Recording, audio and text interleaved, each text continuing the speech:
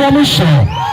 Yesu yupo karibu kurudi. Ndio, Yesu yupo karibu kurudi kabisa. Tengeneza moyo wako, tengeneza maisha yako. Ndio, acha mabaya unayotenda. Ndio, Isaya anasema tuache mabaya, tumtafute Bwana.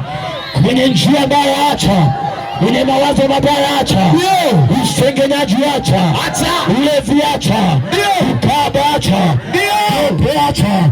Kimbilia ndani ya Yesu, kimbilia ndani ya Yesu. Arabasheteria wandarabashaka rekatoria shetere mamoria karamanderia. Usalama ni Yesu. Amen. Isaya anaandika, Isaya 60 anasema inuka uangaze. Mwambie jirani yako inuka uangaze. Inuka uangaze. Kama umekaa inuka kabisa. Kama umekaa inuka kabisa.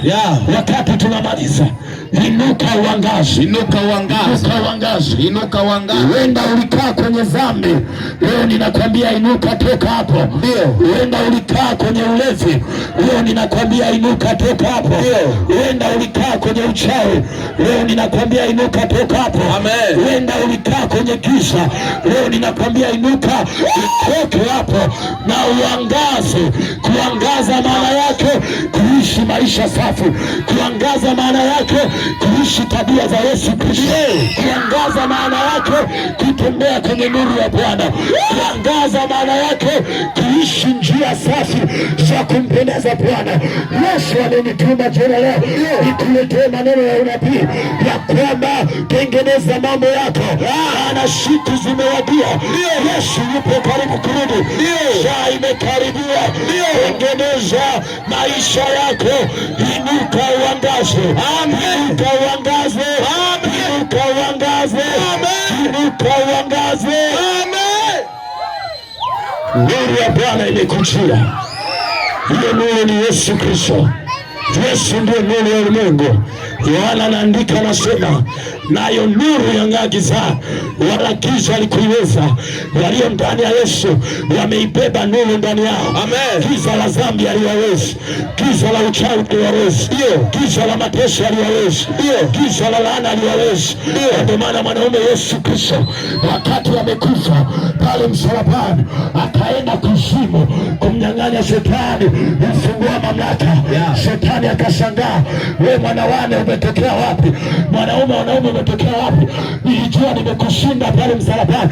Kumbe akujua msalaba ni fumbo. Kumbe lile fumbo ni kwa ajili ya wanadamu watoke zamini. Shetani akujua wala tolewa. Akamwambia, sikia Shetani, lete funguo ile wa mamlaka uliowatesa watu wa Kibaigwa. Leo ninakunyang'anya hayo mamlaka. Walioteseka kwenye ulevi, leo ninakunyang'anya hayo mamlaka. Walioteseka duniani, leo ninakunyang'anya hayo mamlaka. Yes, akamnyang'anya ufungua mamlaka. Shetani akaibika chini, shetani akaangusha chini. Akachukua mamlaka kama zingine zipo leteni. Yesu anawapenda.